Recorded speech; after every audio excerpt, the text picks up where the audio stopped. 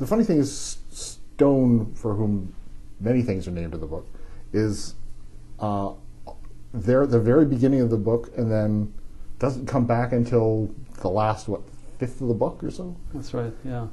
So Stone is the book, as you know, opens with this dramatic scene of a nun giving birth to twins, and everyone assumes that the father is Stone. Stone himself doesn't dispute the fact that he's the father. He feels he must be the father, but he has no idea how it could have transpired. And a good part of the book is sort of that mystery of how this could have taken place.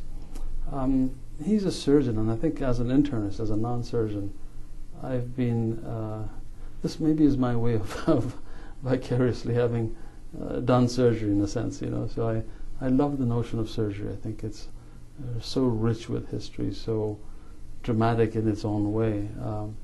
And the fact that I didn't choose to go into it was not because I disliked it, but loved medicine, internal medicine better. So I really wanted to have this novel be all about medicine and surgery. I wanted it to be of surgery the way I think of Zola's books being of Paris, So it's not medical necessarily, but imbued with medicine. But what it's really about is, love and suffering and betrayal and all the things that, make us human and interesting. The narrator is one of the two twins. Tell me about Marion and his twin brother Shiva. Yeah. Shiva. So the nun gives birth to twins, and one of them, Marion Sims, despite the name he's a male, becomes the narrator for the story. And I think I've always been intrigued with the notion of children growing up and seeing medicine as something very attractive and exciting and mysterious. It's certainly the way that I, and many others I think who came to medicine, saw it. And I wanted to try and capture that sense of awe and mystery that the child feels, almost as though you're learning this secret language, and you're just excited to learn about it. And while you're learning, you're flipping through all these textbooks as a child, and you see these grotesque pictures, and one day this will be explicated to you, but for the moment it just remains, just tantalizing. So I very much wanted his coming of age to be a good part of that novel. But he comes of age in very hard circumstances. He's lost his father, obviously. He has a twin who's identical to him but different in every way, as you appreciate. So I like the voice. I like the voice of this young boy, but he's actually an older man looking back to his youth and retelling the story.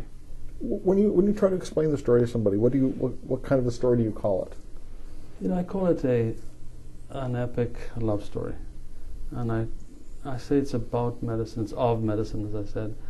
I wanted to illustrate that many of us go into medicine because we're wounded in some fashion. We have this sense of not quite being okay, which is almost universal. I think all children grow up with few exceptions, with a sense of, I'm just not quite okay. I hope to be okay one day, kind of thing. And medicine offers this great promise of allowing you to heal your woundedness by taking on this mantle of the healer.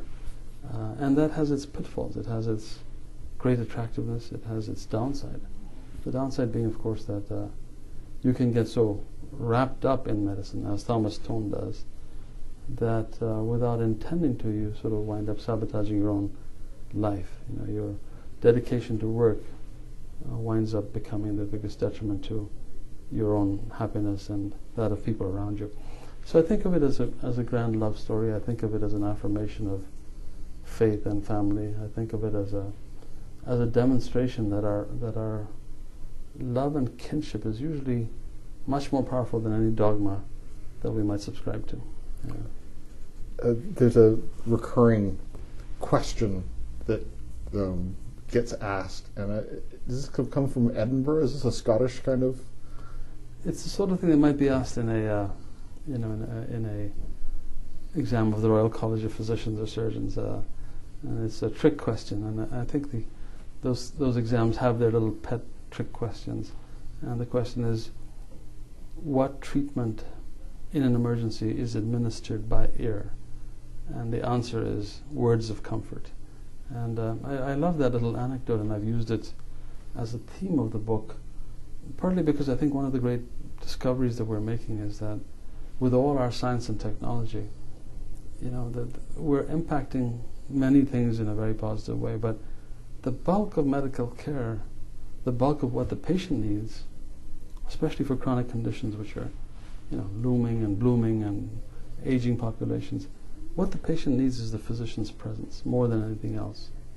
What the patient needs is an affirmation of their existence and words of comfort. So it was not just a ploy in the book. I really believe that, the longer you are in medicine, the more you recognize that you can do all these fancy things, but if you also are not present, if you're also not offering, a sense of being with the patient, you are not offering what a physician has to offer. The book is Cutting for Stone. I've been speaking with the author Abraham Verghese, and Cutting for Stone, published by Random House of Canada.